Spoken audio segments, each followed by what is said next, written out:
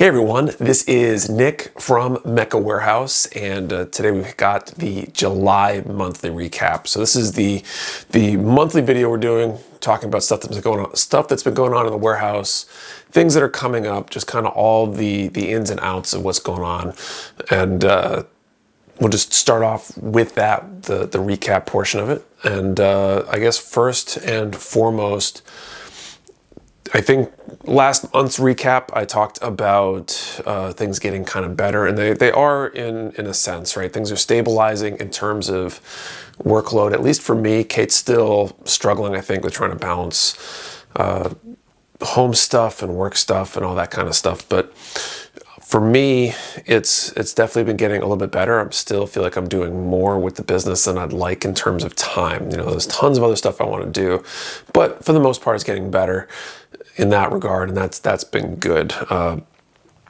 was able to take Friday off. The day job that I've got is every other Friday off, and so typically that's been my day to be at the warehouse. I was able to not go to the warehouse this past Friday and spend a whole lot of time with my oldest son, which was really cool and great to be able to spend some time with him this summer. So trying to carve out time, trying to make things work in that, and it's working out for the most part.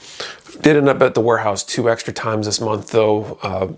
Sean was hurt earlier in the month, and so I had to come in and kind of cover for him, and that was interesting, trying to balance everything else I got going on, and then he had to take a personal day for something else, and so I was able to get in and cover all that stuff. Thankfully, it wasn't too bad. On the other side of the coin, though, July's been particularly interesting because the summer is just generally a slow time for hobby businesses, I think. People have their kids out from school, they're doing vacations, they're doing activities, they're enjoying the good weather and getting outside and things like that for the most part. And so generally speaking, we typically see a little blip in the sales during the summer. Happens every year. It's definitely been more noticeable this year. And it's hard to say, is that just the state of things changing, or is that the summer and the normal summer thing? So that's been interesting. My hope is that it's the summer thing just amplified a little bit, and that things will level back out as you get back to school and that kind of thing. So there's still some concern there, I guess. I would love to have a crystal ball and see the future and know exactly what's going to go on in the next few months, but we won't really know until we get there. So with all that in mind, we're continuing to try to make some improvements, reducing costs and expenses, because if we can reduce our costs, the more able we are to weather the storm when things are bad and things like that. So the part of that's been making sure we're not spending money on things we don't need to. And the biggest piece of that is the warehouse itself. So about a week ago, earlier this past week, I engaged with a real estate broker to work on trying to get the space that we're in now leased so we can break lease and get to a smaller place. We'll start looking for where that alternative place is, but it really depends on how long it will take to get out of the space that we're in now, because I really don't want to be renting 2 spaces at the same time. So hopefully the timing will just work out, but we have started that process. So if you're local, don't be surprised if you see a real estate sign out in front of the warehouse in the next few weeks. We're trying to reduce inventory, getting ready for that move, because if we're trying to move into a smaller space, it's going to cost us a lot less, potentially saving us thousands of dollars a month. We're going to need to get rid of a bunch of stuff in order to fit in there. So we're going to continue to try to figure out how to do that, get rid of things that aren't selling very well, reduce quantities of things that we maybe have too many of and things like that. So that'll also be interesting to see over the next few weeks how that kind of plays out. The next few months potentially could take 3-6 months, maybe longer, to find someone who can take over the space that we're in now. Hoping it's on the shorter end, but who really knows? And so that's the biggest stuff that's going on. Working on a display order that should be in hopefully pretty soon. We're working on streamlining some of the stuff that we're carrying, continuing to try to pre-order items, only the items that we think are going to sell well, and try to reduce the number of things that sit on the shelf and just get more operationally efficient in general. So that's kind of what's been going on in the warehouse. Let's move on to Q&A. So this is where I answer questions from you, the viewer. If you have a question you want answered, you can post it down in the comments below. I'll answer it next month in the next monthly recap. These questions came from a question posted over on Instagram today. Got a bunch to answer. First up, Jacob P1205 asks, what sanding tools would you recommend to someone who has never used them before? So sanding sponges are great. They're pretty forgiving. A lot of different companies manufacture them. Disbay's got some nice sets that are probably pretty good starting point.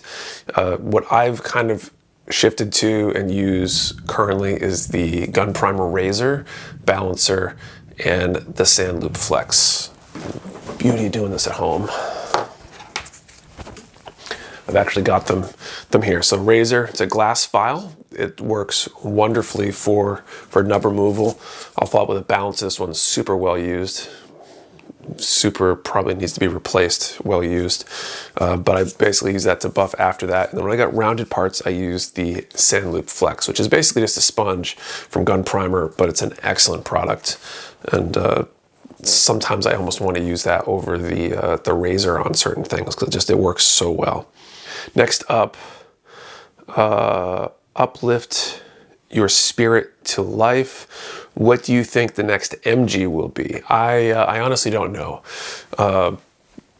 There's so many options. They just went down the direction of Verkaz for two narrative suits, two narrative designs. So I wonder what the next anniversary is. It probably has to do with whatever the next anniversary will be for some series, manga, something, but I'm not sure.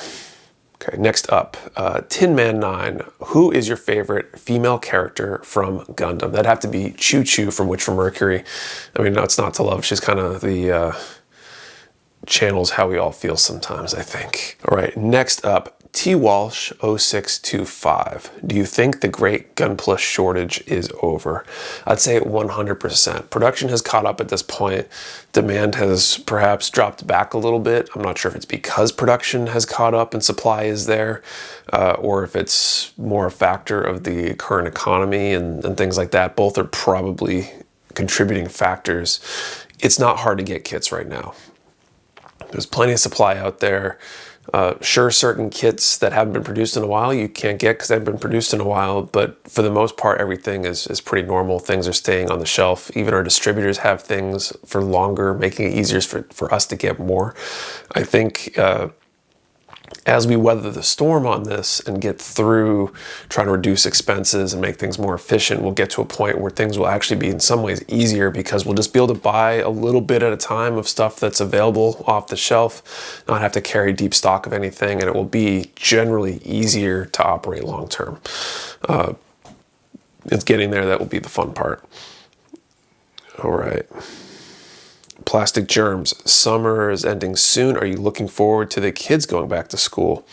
Not really. I'm not really looking forward to back to school. It's been nice. It really hasn't changed that much for me. I'm going to work during the day most of the time, but it's nice that it's a little bit easier to see them and I don't have to get up first thing to get kids on the bus or anything like that. And I'm sure that's going to change, and not looking forward to that. All right, so I think that is it for questions. So like I said before, if you have a question you want answered, post it down in the comments below. I'll do my best to answer it next time. Thank you for watching, and see you in the next one.